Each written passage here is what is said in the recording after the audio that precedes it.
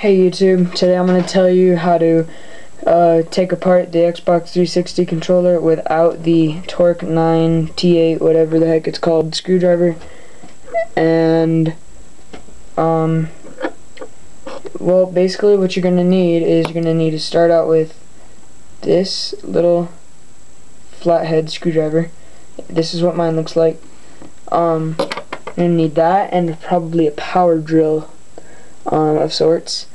Just with a little drill bit on it that's gonna basically have a screw like this with a thing in it, and you drill out this little prong in the middle. Alright, anyways, let's start out. You want to take this and just unscrew. I've got one left in there right here. You got 7, 1, 2, 3, 4, 5, 6, and then one in the middle. 7. Alright. Now unscrew it. Give me a second.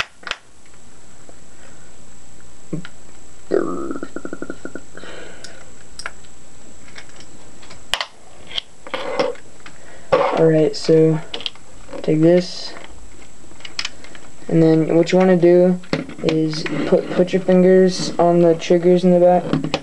That's what I like to do, and then pull up this side, right, at the same time, so that you get this case off without pulling out the motherboard. This is useful in the way that this will help you get off these rumble pads, which is a fairly common question. How do you do that? Just put your fingernails underneath these things and pull. There you go. And pull. And that's out. Make sure the big one is always going to go on the right side if you're looking at it like this. And the little one's always going to go on this side, the left side. If you mess that up, they will not work, and you will have to put them back in the right spots. I've tried it. Well, you're gonna want to take off this piece and place that right here. Take out the motherboard, and I'll show you how to take off the triggers, but let's save that for last. These beautiful rubber things. Right bumper, left bumper. This will also come off of this little plastic thing right here. See, as you can see.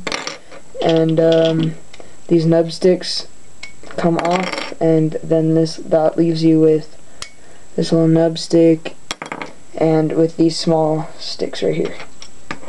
Alright, getting the buttons out, fairly obvious. Just pour them out into your hand. Oops, dropped one.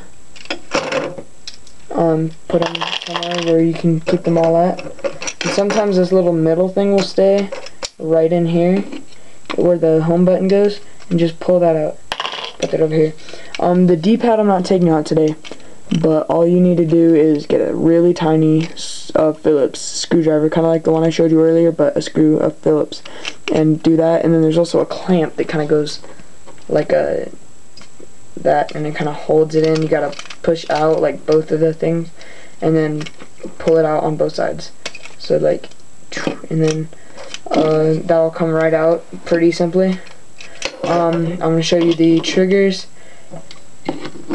Basically, you want to take this thing that goes up right here, and then you want to take it and move it this way. Ooh.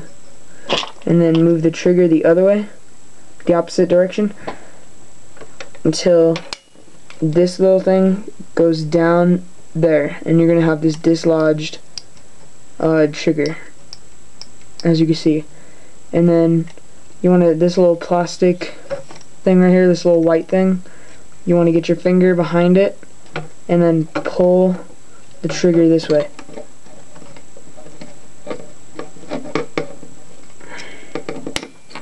And then like that. Watch out for this spring, it's going to try and hop out. There you go. I'm also going to tell you how to put the trigger back in, because if I don't now, it's going to be very annoying later.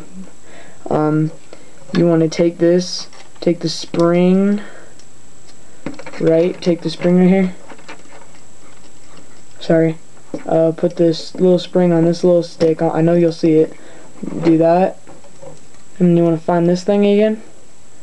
This little thing, and I just like to pull up on this little back part, and then grab it right here so that you're holding it up, and then you want to pull it to the side, and then pull down the trigger, but also pull it to the opposite direction that you're pulling the other thing.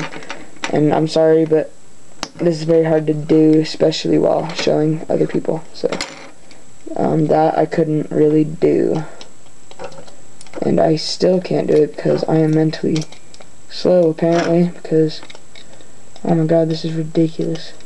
I'm sorry, guys. You're gonna have to give me a second to catch up with you. Alright, and you just make it sure that that little pole right there gets into this little thing, and it should work fine. Good. And that's how you take apart the Xbox 360 controller. I hope this guide was helpful. Thank you.